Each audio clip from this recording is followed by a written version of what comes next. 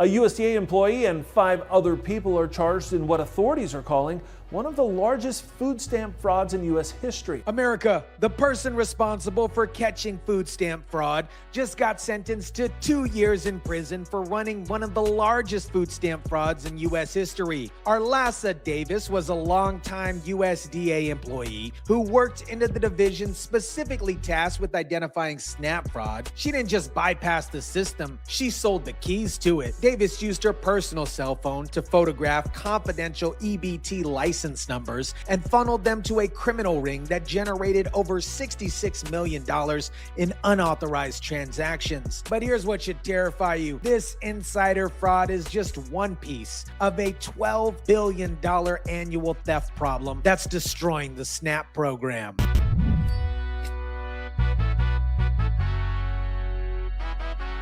What is up, guys? Tyson De La Cruz here. Thank you so much for rocking with me. This is the fox and the henhouse paradox. The person catching the thieves is the biggest thief of them all. And what we're seeing in 2025 is a complete overhaul of the food stamp system because the fraud has gotten so out of control. Let me break down the absolute insanity of what Arlasa Davis did. She was a veteran USDA employee working within the very division responsible for identifying SNAP fraud. Her job was to catch criminals stealing food stamp programs. Instead, obviously, she became the architect of one of the largest food stamp frauds in American history. 6 people are now charged with a huge fraud and bribery scam targeting food stamps. Listen to this.